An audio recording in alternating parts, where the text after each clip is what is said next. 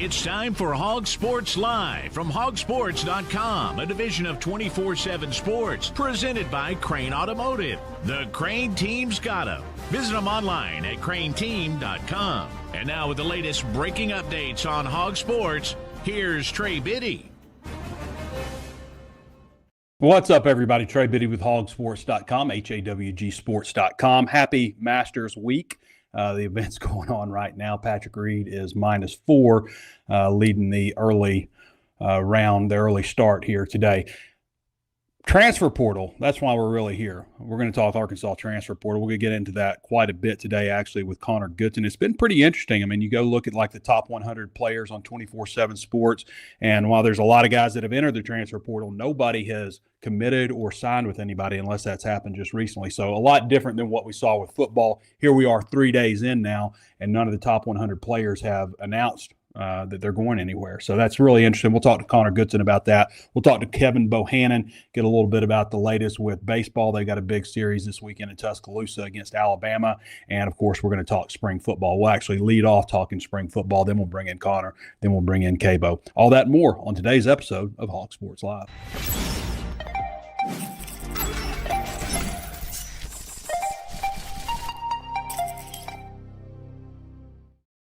The Crain Automotive Team knows stretching your dollar is important. With prices at the pump, interest rates, and everything else, we focus on making your life more affordable by offering vehicles with the highest rated fuel economy and safety features, plus a large selection of crossover and hybrid vehicles. We make it easy to get on the road with a vehicle that won't break the bank. We have a vehicle for every lifestyle and every budget. Come get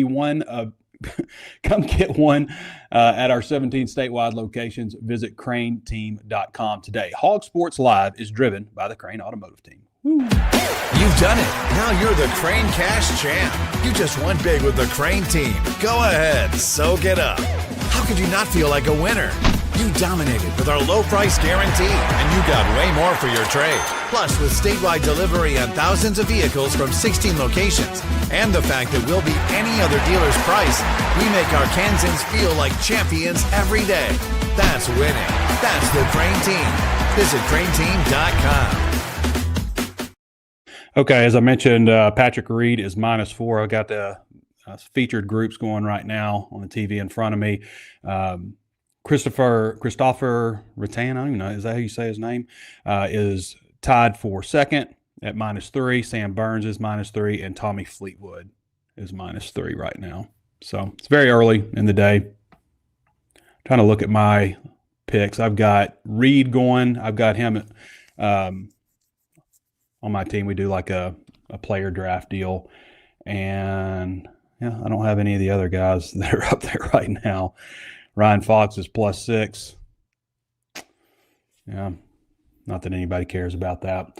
Okay, let's hop into football real quick. Again, we're going to go Connor here at about 12:15 or so, and then Kevin Bohannon about 10 minutes after that. So spring football so far. And I've mentioned before, like, what I think about the quarterback situation right now. I feel like, you know, AJ really throws a nice deep ball, like when he rears back and it's just about throwing it. But, you know, it's just like sometimes when he has to take something off the ball and he's got that wind up, I feel like he's got to, I don't know. I mentioned this on Drive Time the other day. It's kind of like when you're chipping and you decelerate and you just kind of flub it. You know, sometimes the ball just comes out wobbly or sails on him. I think he needs to work on cleaning up that throwing motion. But when it's throwing a deep ball or something or putting everything on it, putting some stank on it, then he can really fire it in there. But right now I've got KJ Jackson. I just think it's the biggest question mark on the team, and I've mentioned this before. I like the way they assembled the roster. I like the depth on the defensive line and the offensive line, two important positions. Geiska Crowley the other day was talking about the things that you have to get right to have a good football team in terms of roster building. You got to have a defensive line. You got to have an offensive line. You've got to have a stud at wide receiver, and you got to get plus play out of the quarterback. And I'm just concerned because of the unknown at quarterback. And I don't know, and I've mentioned this several times, like in the transfer portal, I would have liked to have seen them go out and get a guy, $2.5 million, who's a proven winner at quarterback.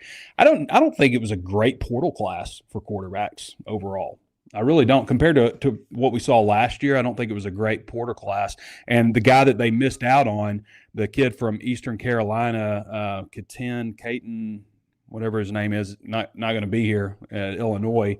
I'm not like they got to get this guy from East Carolina. Like, this is the guy. Like, I wasn't ever like that. So hopefully that guy can be KJ or AJ. Those are the two guys that are competing. Well, I would expect AJ Hill to get first team reps today. On Tuesday, it was KJ Jackson.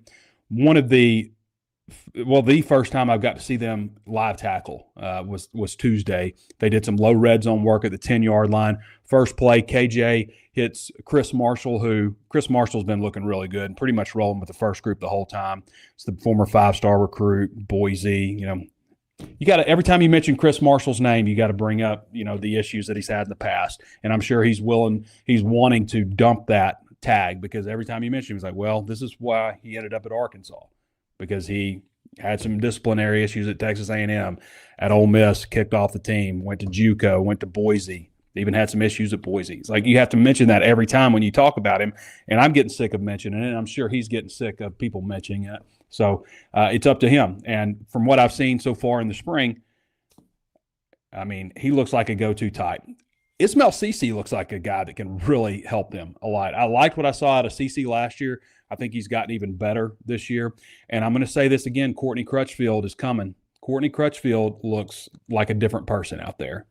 So really positive see. You also got C.J. Brown, Jalen Brown, Jamari Hawkins. We haven't even seen Jelani Watkins yet because he's been in track. They've got some, and DeQuane Prevost is a guy that's popped up a lot. The Monte Harrison is an option. They've got some options at wide receiver. I mentioned Braylon Russell. I think Braylon has done some really good things with his body in the offseason. I think that they've got some options. It's just quarterback scares me to death because it's just so unproven. They may have a great quarterback. You just don't know. And I've mentioned this before too, but I'm going to say it again. It's not like the same schools are just producing great quarterbacks, like quarterback whisperers. Quarterbacks come from everywhere. Now, Oklahoma was producing like Heisman Trophy candidates every year when, it was Baker Mayfield and Kyler Murray and, Jalen Hurts was a candidate. He didn't win it, but, he was a candidate. But all those guys were transfers. They came from other places. Like, the same school isn't just producing great quarterbacks. Nobody's doing this outstanding beyond job of evaluating quarterbacks. Just not happening. They're coming from all walks of life, okay? And players that I've talked about Stetson Bennett and, how nobody wanted Baker Mayfield and how, you're going to draft Jamarcus Russell number 1. People criticize like recruiting rankings and stuff, and recruiting rankings, sometimes they get it right, sometimes they don't.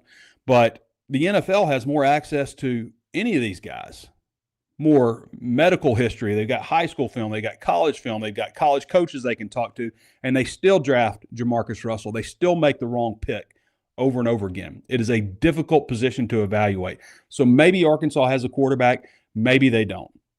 And sometimes you come out of spring thinking, we got a dog here. And you get to the game and the guy folds. Sometimes you think that you don't have a guy. Matt Jones wasn't a great practice quarterback, but you turn the lights on, you got a superstar. So like that's my concern with this team above anything else is quarterback. I think that they have done a good job bringing in a lot of bodies on the defensive line, a lot of similar guys. You look out there and you're just like, okay, Trajan Odom, Hunter Osborne, Zadavian Sims, Carlin Jones, Quincy Rhodes, Caleb Bell. I mean, there's Keandre Johnson, Vaughn. There's a lot of bodies on the defensive line. And then that's not even including the jack where you got Charlie Collins, a guy that should be coming into his own now. Jamonte Waller, Steven Souls, Trent Sellers. Like there are numbers there. And I think they're going to be okay at line, but I think that they have a chance to be an okay defense. Okay. And that might not be like, oh, great. Okay. We'll take okay. Wouldn't we take an average defense if they could do that? And possibly cornerback too. The scrimmage Saturday, there wasn't a single touchdown in that game. There wasn't a single touchdown. Now, when they were doing a lot of tackle work in low red zone, there were touchdowns. The offense won that. Chris Marshall, touchdown pass. The second team offense came out. It's a 9-yard pass to Maddox Lassiter from A.J. Hill down to the 1-yard line. Cam Settles punches it in from 1 yard out after that. And then the third group comes out there. T.J. Hodges is stuffed. Ben Bogle breaks through the line. The West Virginia transfer stops T.J. Hodges for a 1-yard loss. And then Cade Trotter, I didn't think there was any way that Antonio Jordan was going to catch this ball. And I don't know if it's popped up on Twitter or YouTube or anything like that. Cameras were shut down for the media, but the university still records stuff like that. But he throws it to the back right. It wasn't even like a high fade. It's kind of a, it was almost too flat, and Jordan just goes up. And it's impressive a catch as you're going to see. One of the assistant coaches went over to Landon Phipps, who's in coverage. It didn't matter who was in coverage, by the way, unless they're 6'6", 230 and can jump like that. It didn't matter who was in coverage. And he was just like, this is a hell of a catch. Not much you can do about that. But that was the best catch that I've seen all spring. So they did win that low red zone period. It was good to see some live tackle stuff, even if just for a few plays. And they'll scrimmage again on Saturday. We'll see how that shakes out. Last Saturday was just move the ball up and down the field, start at the 25-yard line. Now, I did hear there was a couple of plays where, some people thought maybe the guy got in. There was that long run down to the catch and run down to the 1-yard line. There was another play, I think, where Settles or Hodges got down to the 1, and they thought that he may have gotten into the end zone. But overall, the defense kept the offense out of the end zone. That's how it's supposed to be. That was not the case last spring. The offense just walking the defense up and down the field. It's supposed to be like this. The defense at this point should be ahead of the offense. Offense is about timing. You got defense is about reaction, or attacking. There's two different, I guess, thoughts there, but defense should be ahead.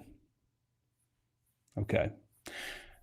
I'm going to play this clip real quick of Dave Van Horn. I know we're getting to him in just a little bit, but I'm going to play this clip of Dave real quick. They're going to push the envelope a little bit, so to speak, and be aggressive. You kind of go with what you have. If you got some guys that can run and some contact hitters, if you have guys that swing and miss, but they hit home runs, you have to be careful. It seems like the pitching's gotten better and they're deeper, and the numbers are saying that, obviously. And you guys know we're going to go with Dietz on Friday, and we'll go Gibbler Saturday, and then with TBA on for game 3.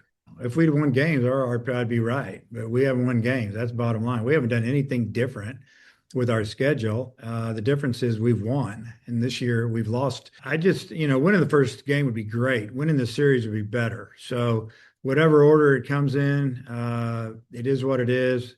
They're 18-1 at home. It's their football weekend at home. It's going to be a zoo there. So we're going to have to play really, really good baseball to win the series. You guys know how much I value longstanding relationships. Well, I've known Bo Bittle for 25 years, and when I needed car insurance, when I needed homeowners insurance, when I needed business insurance for HawgSports, I called Bittle Armstrong Insurance. Bo, Rob Armstrong, and their team have over 100 years combined experience. They work with you just like auto owners insurance works with them. Expect local support from somebody you know. Questions about your policy? Call Bittle Armstrong direct rather than a 1-800 number. Auto owners insurance intended it that way, so you don't have to wait on hold forever.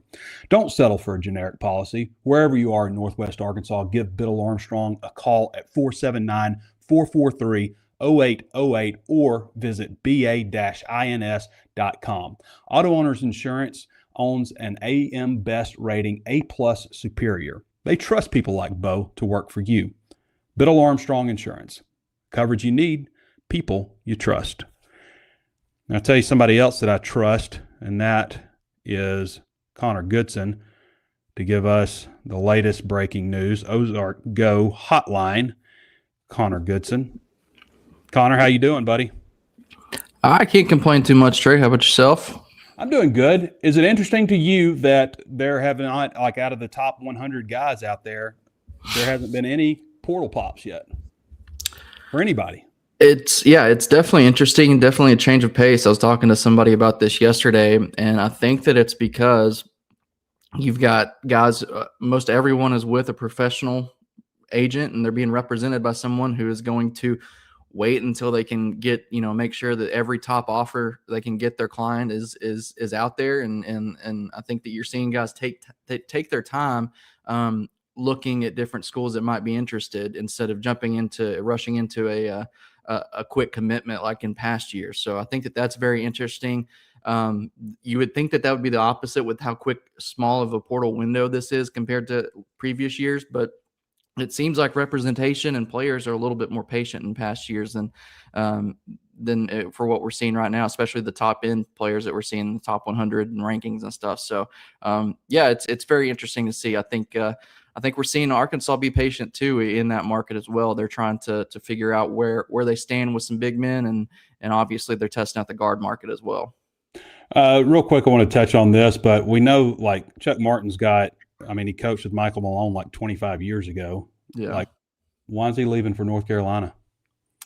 Yeah, that was an interesting one. I think that, sometimes after a little bit, he's the guy that he spent, 3 years with Cal originally at Memphis, then went and got the Marist head coaching job. He was there for 5 years. He's kind of been a guy that's been somewhere new every 3 to 4 years, kind of. And I think that a change of scenery is probably best. He probably felt like he got as far up on the ladder as he could with Cal, and maybe just wants a new change of scenery and a new challenge. I talked to Chuck quite a bit over the last year or so. He was great with us when he met with the media and things like that. So wishing him nothing but the best. But it looks like that relationship from Manhattan College with Michael Malone is doing a lot of heavy lifting for connecting the dots there. But it's a new opportunity. It's a blue blood program over at North Carolina, so obviously a big challenge for him. So far for Arkansas, DJ Wagner's entered the portal, Kareem Rattal, we barely even got to know you, and Carter Knox, who was injured all last season. Knox is the highest rated portal guy. He's number 53 overall portal guy, number 5 small forward. Wagner is at 145, number 22 combo guard. I think Wagner's more of a point guard. I think that's his best spot. And then Rattal hasn't been rated in any sort. So 3 guys have entered. Just looking at where the basketball roster stands, you've got Jordan Smith coming in. You've got Abdou Toure. You've got J.J. Andrews. Darius Acuff, we expect him to announce. I don't guess he's formally announced, but we would expect that. We're thinking Malik Thomas and Billy Richmond will declare with the option to return just to kind of test the waters. Obviously, Malik Thomas has a better chance of finding that first-round grade and not returning at Arkansas. But if they're second rounders, we hear they're probably a good chance they'll come back. Malik Ewing needs a 1-year waiver. There hasn't been anything. He's talked about an announcement coming soon, but there hasn't been anything about what he's doing. I've heard that he won't be back. And then Isaiah Sealy. You've got Isaiah Sealy, who I hear that deal is pretty much done, that he'll be back at Arkansas. So that's the main rotational players right now where things stand. Yeah, and I shared an update yesterday evening that I was hearing that everyone's favorite bench big, Paulo Samito, he's got a deal to come back, and hopefully he announces that soon. But that's what I'm hearing, is that it's pretty much done, that he's coming back as well. Isaiah Sealy, he's a big cheerleader on the. Yeah, he's a big vibes guy. He was injured a lot this past year, which I think that the staff kind of expected him to be able to show him a little bit more in practice and in the off season. But he battled a couple of different injuries, which really hampered his development this season, but they're still really high on him. And I think that this year, the summers are going to be really big for him to see if he can put a little bit more weight on and just get in the gym and play with the guys in scrimmage, because he's got talent. He's raw a little bit, but he just needs more experience playing with college level guys to get that game feel. So I think that the staff is really still high on him and has high hopes that he can, maybe not crack into the main rotation, but if there is an emergency, if they need him as that fourth big, I think that they're pretty high on him in that role. Yeah, and I forgot about Elmer Zavicic. I don't even know how to say the guy's name, but what I had understood is there was higher hopes for him coming in. Like, he was not like a budget addition. Like, he actually cost money and just did not pan out at all at Arkansas. So, Yeah. by the way, Connor joins us on the Ozarks Go hotline. You can reach out to them at 479-684-4900 or go to ozarksgo.net/hog, HAWG, if you're looking for fast, reliable, consistent internet service like I have. I've been a customer of theirs for nearly 5 years, even before they became a sponsor of the show, and have had several different service providers and none like Ozarks Go. So, Connor, you had a report earlier about some of the guys that Arkansas has reached out to early. A lot of guards, and I think the thought initially, what I'd heard was like the Carter Knox and DJ Wagner stuff was more recent developments, and that they had actually kind of were angling towards bringing those guys back. But obviously things change. And what I was also told was we're going to get some studs. So that's obviously good to hear. Well, when you think about the guys they brought in last year, Connor, neither Pringle nor Ewan were top 100 players. They were both 122. I think Pringle was 122 and Ewan maybe 134. So they were both well outside the top 100. Yeah, man, I think that the hope was that they would outplay the ranking a little bit. Obviously, we saw Ewan kind of come into his own towards the end of the season, but Pringle was a massive disappointment compared to what he'd been able to do at Alabama and South Carolina. I'm hearing the same that, I'd heard that, this is a really important offseason, that the staff is wanting to level up and take that next step as a program. And so I get it was a bit of a gut punch for some when, first day, Santos Cyril is, mentioned to be with Arkansas, and then quickly changes to, okay, well, talks have stalled, and now Miami is the favorite to land him. And obviously we were the first on that about, things shifting to where it was all Miami. And that's still the case now, that Miami just put an offer that Arkansas wasn't willing to match. And so when you think about that, Santos Cyril is obviously one of the best big men in the portal right now, and one of the top bigs that teams are going after. When you hear that Arkansas is wanting to take that next step and then they miss out on their first big target, obviously it's a little bit of a gut punch. But man, some of the prices you're hearing on some of these guys is just outrageous. And it's like, you don't want to tie up all your funds when you're having to build a roster. Now you're having to go out and get guards because you didn't expect DJ Wagner or Carter Knox to not return. So you're also having to build your front court or your backcourt a little bit more than you expected. So it's not that easy to just go out and throw $4 or $5 million at one guy when you've got to build out that roster. So yes, but you have to. Yeah, I mean, yeah, you got to get a guy like that, like Kansas and Kentucky and North Carolina and Duke and all those places are going to be throwing out money like that to get guys like that. You cannot waste these years. Like you cannot be partially invested into having let's get a pretty good team going. Let's get a team that's Sweet 16. We got John Calipari. You don't know what's coming after that. My experience, I thought, Connor, in 1994, and when I was I was a junior. Was I a junior? I think I was a junior in high school. But I just thought that was how it was always going to be. Yeah. Razorback basketball to me growing up, junior high, high school, all that stuff, that's how Arkansas basketball just was, just dominant. And I got to the University of Arkansas, and it was 25 years later before we got back to a Sweet 16. I'm in my 40s before Arkansas gets back to, the second weekend. And so you have a rare opportunity with a guy like Calipari. The odds are the next guy that you bring in here is not going to be like John Calipari. Maybe he puts you in a position where, there's an expectation and you're able to hire a good coach, but odds are you're not getting John Calipari, 2.0. So you have to capitalize right now. And that means with the guys that you're bringing in, these three freshmen are very good. Yes. You've got to get some presence down low. We've seen that through the tournament. The teams that have a 7-foot plus big man, the teams that have a 6'9", 250 or so power forward that can just bull you down. Those are the teams that we saw advance largely.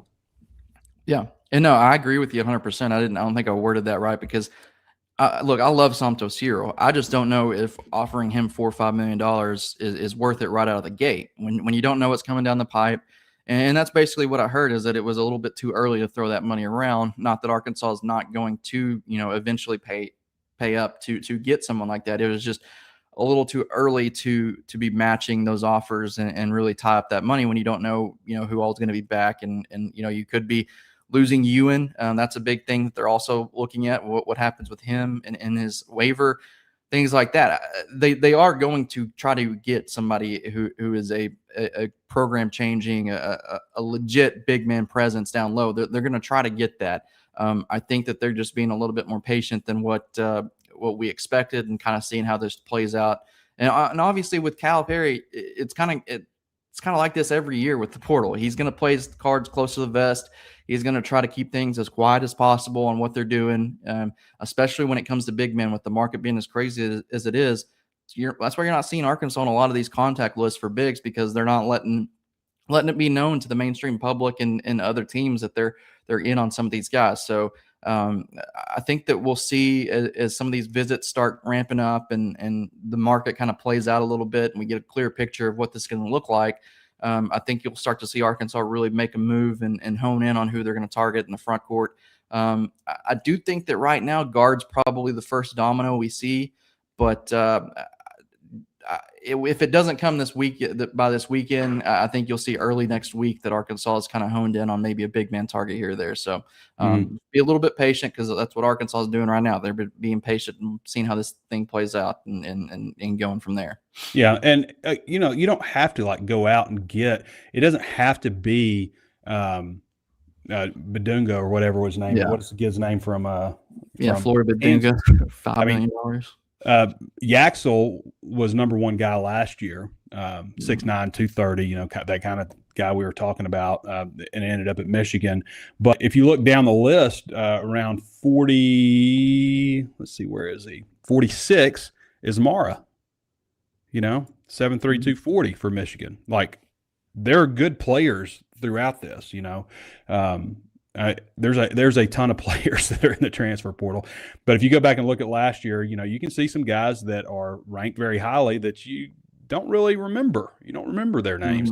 And you can see some other guys, sprinkled throughout that obviously had a huge impact at the program they're at. Johnson, who went to Michigan, Morris Johnson, 6'9", 225. He was number 26. So he's the guy that Arkansas almost had. Yeah. As well. Stojakovic, we remember him. He was number 32 last year. Went to Illinois, and they obviously went on a run. Ivisic from Arkansas was 41, which he didn't start for them, but played a decent role. Anyway, I hear they need 4 bigs. I hear that's the plan. Unless something changes with Ewan, I guess. Yeah, I think that they're definitely waiting to see what happens with Ewan, and I think that at this point, just considering how crazy the big market is, that they would probably lean to taking him back right now. But obviously, I've also heard that they don't want to take him back, and that he doesn't want to return, that he's not going to return, things like that. So very up in the air right now, and I think that the big hangup is his waiver, because we did start to see, I think someone from High Point was able to get their waiver request the other day. So we're starting to see some of that play out, and I think that maybe we could see some clarity with Ewan there. But yeah, I think that obviously we talked about Billy Richmond and Malik Ewan, 50-50 with Malik Ewan going through the process, but I think Billy Richmond's pretty much guaranteed that he won't be in the first round and that he will be back. But yeah, definitely they need to figure out the front court for sure, and I think that is their top priority from what I've been told. And I think that we will get some clarity here soon. Just have a little bit of patience and let some of this craziness and stuff play out a little bit, and then we'll see who they're honed in on. Rory McIlroy with a strong finish to the front 9 and is now 2 under, tied for 5th for those keeping up. All right, Connor, appreciate you, buddy. All right, thanks, Trey. All right, everybody, that's Connor Goodson. He's got updates on Arkansas's transfer portal contacts. You can read all of that at HawgSports, HawgSports.com. Get all the latest and follow him at Connor Goodson on X. Okay. I'd like to tell you about our friends over at Blakeman's Fine Jewelry. We're about to bring in Kevin Bohannon to talk the latest with Arkansas baseball. We spoke to, had a press conference anyway with Dave Van Horn just a little bit ago. Blakeman's Fine Jewelry is proud to be the official jeweler of the Arkansas Razorbacks. Ben Blakeman and his team had an exciting year in their new flagship space at 3202 Pinnacle Hills Parkway in Rogers, and are continuing their signature hospitality and service in 2026. Visit them and they'll offer you to clean your jewelry. They'll offer you a coffee beverage from Cafe B or a glass of their own Blakeman's Prosecco, which, by the way, is also offered in various stores in Northwest Arkansas. If you can't make it, did you know you could also shop them online at blakemansfinejewelry.com? It's time to start thinking about Mother's Day, so visit our friends at Blakeman's. Built on tradition since 1987, Blakeman's has been Northwest Arkansas's trusted destination for exceptional jewelry and personalized service. Okay, let's get to my man, K-Bo. K-Bo's got the latest with Razorback baseball. Kevin, how's it going, man? It's going good. It's baseball weather. They need to play some baseball. Yeah, it is baseball weather. There's a chance of rain tomorrow in Fayetteville. I don't know what the weather's like in Tuscaloosa right now or coming up this weekend. But, yeah, what do you make of this? We hadn't had you on in a little bit, Kevin, but it hadn't been pretty lately. No. Obviously, they beat UALR, what was that, 7-0? Yeah. Week. So Alabama's good. They're ranked number 8 in the country. Yeah, Alabama's good. They don't look like it on paper.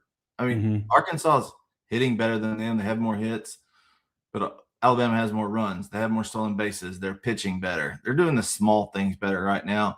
And they have a superstar, Justin LeBron. That dude is going to be a top 5 draft pick. Outstanding middle infielder. Got 12 home runs. He's only hitting like 267 right now, which is nothing special, but he's a difference maker on the field. Alabama has football weekend this weekend, and they're 18-1 at home right now. So it's going to be really tough for Arkansas to go in there and win a series. It's going to be so tough that Dave Van Horn said, obviously the goal is to win the series, but we got to get one. We got to get one. They're looking at big picture here, postseason of what we have to do and so they can't get swept. You know, last weekend going into the series, I did a couple of interviews and I said, look, to get to 18-12, they got to be 14-7 from here on out. I think right now, realistically, you're looking at a 500 team in conference play. 15-15 would be okay. Even 14-16 would still get you in the postseason, considering how tough the SEC is. But you know, they're just a fractured team right now that's still looking for an identity. Yeah. What's the identity on the mound? What's the pitching rotation? Changing it up? They are, thank goodness. And it's what I predicted, you know, the other night after last weekend. I said, look, Hunter Dietz has to be your game 1 guy, whether it be on Thursday or Friday. So he got to start on Friday last week, which was this game 2. He's going to get the game 1 start this week against opposite Tyler Fay. Who's a really good pitcher for Alabama, but Dietz has been the most consistent. He's actually got the most strikeouts in the SEC right now with 69, with only 14 walks. So Dietz does not look like a guy that this is his first full year on the mound, even though it is. So I expected there to be inconsistencies from him because this is actually his first year to actually be a competitive full season pitcher, and hopefully it continues that way. But he's looked the part. It's going to make him a lot of money. He's going to be a top 3-round draft pick based on his projectability. 6'3", 235, throws 3 pitches for strikes at any time during a count. So he's earned that right to be a frontline guy, and he's going to get that chance on Friday night against Alabama. Now, game 2, they're going with Cole Gibbler. Gibbler's pitched really well out of the bullpen. He's been the most consistent outside of Ethan McIlvain. He's 3-0. He's been in 9 games, but he's averaging at least 3 innings per appearance. He's thrown 28 innings so far. Now, with Gibbler, they were going to start him last weekend, but game 1 went haywire with Gackel in that 5th inning, so they had to bring him in to try to stop the bleeding and try to win game 1. So they weren't able to pitch him as a starter in game 3. So he's going to get the Saturday start. Game 3, TBA, Johnny Holstaff, however you want to call it. It's just going to be up in the air right now. Now, there were conversations had with, Gabe Gackel and Hunter Dietz, and that was Colin Fisher about not being announced as a starter. One of those could start on Sunday in game 3. I do want to say that because, they just got to figure out, who they have to use in games 1 and 2. If they have a chance to take the series in game 3, you're going to go with an experienced veteran that has starting experience if those guys haven't been used. So it's going to be a game-by-game basis, Trey. Kevin Bohannon joining us again. You can follow him at KBO Baseball Guru and read all of his content at HawgSports, where, by the way, 60% off right now at HawgSports.com. So you talked about Alabama a little bit. Like, what makes them a tough opponent? Like, because as you mentioned, the numbers don't just jump off the chart, but here they are. One loss at home and ranked number 8 nationally. Yeah, 26-8 overall. They're a grinding team. They will grind it out. They put pressure on you. They've got 65 stolen bases and 72 attempts. I mentioned Justin LeBron. He's 25 of 25. So if he gets on base, it's an automatic double just about. He's averaging about a stolen base for every win they have this year, Trey. They're 26-8, like I mentioned. So 25 stolen bases, and he's perfect. So they know how to read pitchers. They know how to run bases. Those type of things are the detail-oriented parts of baseball that Arkansas has done well in the past. They're not doing it well this year. So Alabama does all the little things right now. They're not fielding great. They're 965, which is not a really good fielding percentage. But they put pressure on you every pitch. So when a pitcher is going against that offense and they know there's a possibility of, they're going to take off from first base, it's that mental block in the head. Okay, I got to be quick to the plate. So that's how they put pressure on you. They'll play some small ball, which I call opportunistic baseball. They'll move guys over. They will hit behind runners.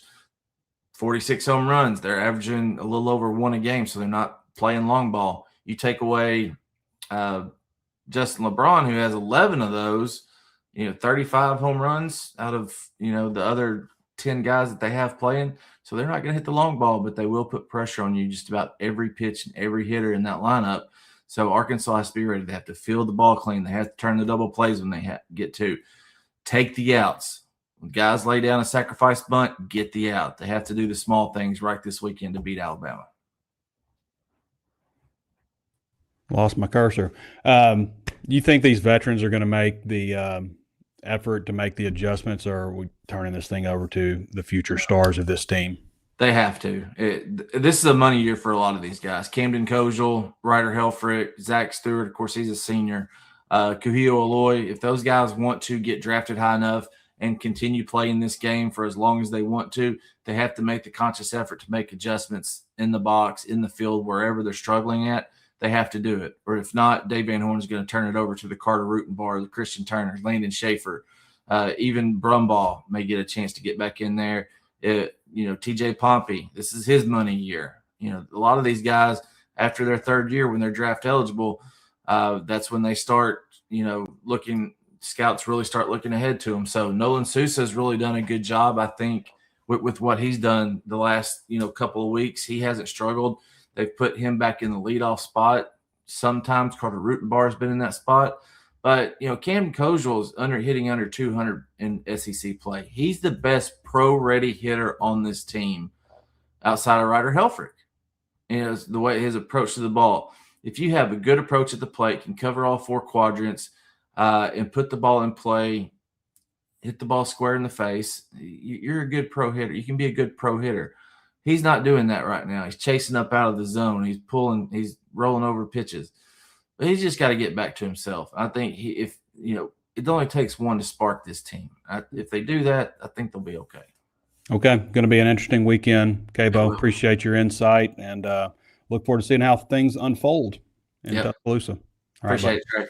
All right, everybody. That's Kevin Bohannon. Follow him at Cabo Baseball Guru on X and read all of his content at HawgSports, HawgSports.com. Hey, there's baseball this weekend. You can bet on baseball on Bet Saracen, Arkansas's #1 sports betting app. You can also bet on various things in the Masters. You can't do the head-to-head stuff anymore. That's wrapped up, I believe. But you can still bet on like Scotty Scheffler to make the cut. Plus 600 that he won't. I think he'll probably make the cut. But there's all kinds of different bets there on Bet Saracen you can check out. And again, that's Arkansas's #1 sports betting app, Bet Saracen. Arkansas's Fab 5 for Bet Saracen. Yo, Sid, what spread you checking out, man? I'm checking out the Hogs on Bet Saracen. You know, Rainwater's exclusive specials and tons of Bet Saracen options make it Arkansas's favorite sports betting app. And they take more action on the Hogs than any other sports book in the world. Guys, I am confident it's because we do their TV ads. I agree with that. Amen. Bet Saracen. All right, we're going to get to some questions real quick. And the questions from HawgSports. The first one is, can Cal win it all, or is the philosophy of young players holding him back rather than completely adapting to the modern era? I'm not saying I'm wrong. I agree with his takes, and I hate the old players and former G Leagues, et cetera. It's going to take the next step to get the Final Four drought. It's going to take getting better veteran players. I mean, the young guys weren't the reason that Arkansas struggled this year. It was the older guys that they got. The freshmen, like if you'd have paired Darius Acuff and Malik Thomas and the gang, Billy Richmond, who's a sophomore, like you pair that group with some studs down low, some guys that are defensive stoppers, and Trevin Brazile also. Like maybe we're talking about a whole different finish to the season. It was still a really good season. This was a really good season. 28 wins, only 9 losses. Made it to the Sweet 16. Darius Acuff winning all kinds of postseason awards. Bob Cousy, SEC Player of the Year, SEC Freshman of the Year, First Team All-American, so on and so forth. And that to me, like somebody had posted on our boards, like this season was a failure. Like, did you enjoy the season? If you enjoyed the season, then it's not a failure. I will remember this season for a long time. I'll remember all these players and the trials and the obstacles and, watching Darius Acuff become what he was. But the reason that Arkansas didn't have success is because the guys that they brought in down low weren't super effective. Ewan had his moments offensively, wasn't a great defensive player, but that's fine. Like you can bring in these 3 freshmen that they're bringing in, retain some of the guys. If they can retain Malik and retain Billy Richmond, that would be huge, obviously. And I hear again that Seeley's back, but bring in some, at least one great big man and, another really good one and another one that can do, that would be my kind of thoughts on it. So Kendall Breyer and a lot of the teams that we saw, advance in the tournament had freshmen. It's not like Arkansas was the only team with freshmen. Kendall Breyer said, regarding the in-game experience at football games and more sing-along songs, they should play Don't Break My Heart at the end of the third quarter. In particular, a verse that mentions Arkansas. It would be a good reminder to the team that's about to break your heart. Yeah, Arkansas, I was talking to Hutch, Andrew Hutchinson, a while back, and he had done this, Hutchinson's big on like the numbers and stuff. Like he's a math nerd kind of guy.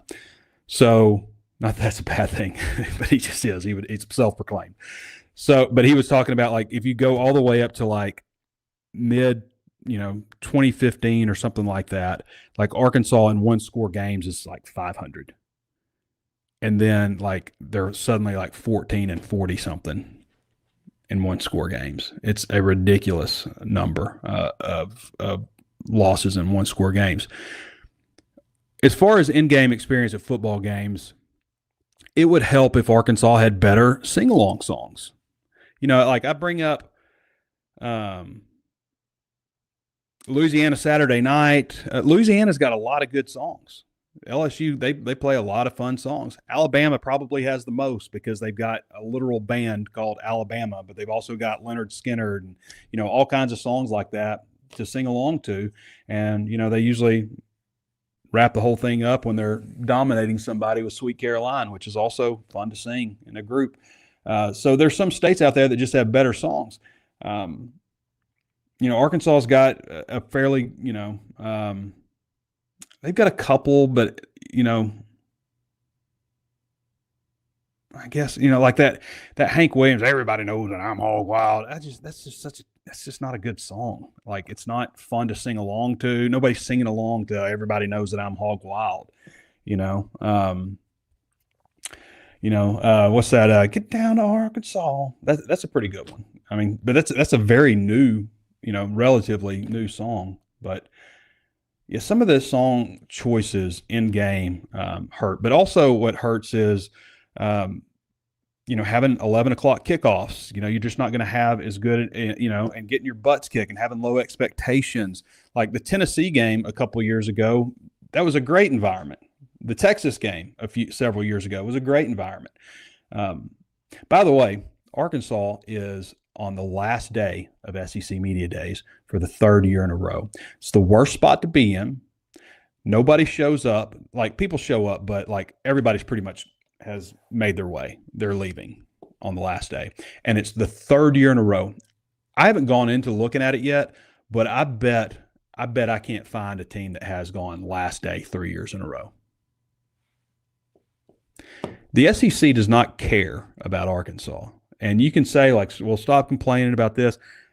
When the schedule came out, the football schedule came out, I said Arkansas will either play on the road like they do so often, or they're going to get Georgia at home to open SEC play. It's going to be one of those two things. And, of course, it was, give you Georgia at home, because people complain all the time because Arkansas gets screwed more than anybody else in terms of having to play road games in the SEC to start. And a lot of times back-to-back SEC road games. They just get screwed on the schedule all the time. And people can say it's a conspiracy. I'm not buying it. Greg Sankey has no respect for Arkansas football, and maybe he shouldn't, but he's not doing Arkansas any favors. And I've made like the comparison of how Arkansas' schedule is shaped up versus a team like Missouri, how their schedule shapes up. But this is just the latest kick in the pants from the SEC. Like, we don't care about you. And nobody will ever convince me that there's not like some kind of idea. And it goes back to, when Arkansas and LSU were playing Thanksgiving, and that's a tradition thing. And they're like, well, Texas A&M's coming to the league. What do you think about playing Missouri? And that's been crap for Arkansas. I mean, fans don't show up for Missouri on Thanksgiving weekend. It's just not a big draw. It's been bad for Arkansas. You took that whole aura around the LSU game away. Now it's back this year and moving forward. But, it started with that. It started with that deal. The SEC's like, we're going to take this game away. Well, we really care about, salvaging these rivalries between Alabama and Tennessee and Auburn and Georgia. But we're going to do this. And again, third day in a row that Arkansas is the last day. And don't tell me that's just some coincidence or something or whatever. It's true. You have separated Arkansas from the swell of, entertainment and excitement that surrounds SEC Media Day by putting them at the end, because it's just kind of an afterthought day. And everybody's going to be at the end at some point. But 3 years in a row. Would Cal agree to a player-coach package deal for Diop? Is a front court player being tied to Arkansas behind the scenes who has not yet entered the portal? I don't have that information. Sorry, Mr. Dickinson. That's his username, Mr. Dickinson. Liven Guy says, Trey, how do football practices feel to you with the new coach compared to others? Is there a difference in the atmosphere? Are the players more dialed in the past? Also, in your opinion, which is better, Rotel cheese dip or a latte cheese dip? A latte dip? Guys, people may give me a hard time about this. I don't know what a latte is. Easy a latte. Oh, is that like what is that? Caviar. What do they call that? Like redneck caviar or something? I like that stuff. I didn't know that's what it's called. I do like my wife makes a cheese dip with Rotel that she got from Bo Bittle's sister, Bo Bittle again, that we've had a couple of times. It's fantastic. And those are two totally different things. And one's almost like a salad. But I'll go with the, I don't know. I like cheese dip. I'm going to go with the cheese dip. My mom used to make it with hamburger meat. Rotel, Velveeta, hamburger meat, that kind of situation. I like the random questions. Raw Hog says, we only have 2 commits for football. Do you feel we're falling behind, or do we need to adjust to how Silverfield recruits? I think it's just a product of starting over with a new coach, new calendars. all that kind of stuff. I was going to have Danny on today, but Danny's traveling. He's headed down for practice today. So we'll see Danny at practice. I'm trying to find the commit list here. Commits. So Arkansas just has 2. Shout out Bradley Sturdivant from Sheridan, Arkansas, my hometown. And Zacharias Huzzy. Like this guy is a cornerback from LaGrange, native of LaGrange. So 6 foot 170, cornerback from LaGrange, Georgia, Zacharias Huzzy. And this guy has got to get a pick 6 at some time because he's got to take it to the Huzzy. Some announcers can't wait to say that. To the Huzzy. All right, see if we got any interesting comments here before we wrap the show up today. I'm seeing a lot of Antonio Jordan from Razorback socials. How much of an impact do you think he will have? I mean, you keep making plays like he made on Tuesday, then he'll definitely have an impact. I think the starting big wide receiver is going to be Chris Marshall, but I think we're going to see Courtney Crutchfield a good bit. I think we'll see Antonio Jordan a good bit. So I don't know if it's like Antonio Jordan's time to be that guy, the go-to target, but I can't see how he doesn't have an impact. Spent all that time, building up the rivalry with South Carolina in football, and that was ripped away. It sure was. They just took it. And that was a fun rivalry. That was a fun little back and forth every other year. I can't remember when I've been to Columbia, South Carolina. I mean, I guess the last time Arkansas played there.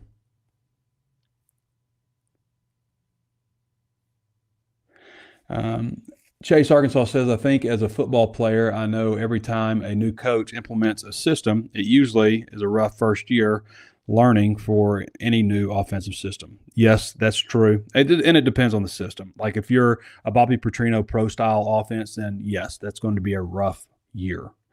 It just is. If you're a, hurry up, no huddle spread, much more simple offense, then, you can adapt to that quickly. What I have heard from players is Bobby Petrino's stack was about like this, his playbook, and this playbook's more like this, just a lot smaller, a lot of RPOs in this one, a lot of inside zone, mid zone, versus, they used a lot of wide zone last year with Petrino, but, and they'll have, I mean, they're going to run power also. They'll have gap schemes and stuff. They're working pin and pull yesterday, which is apparently Ryan Silverfield's favorite play is the pin and pull.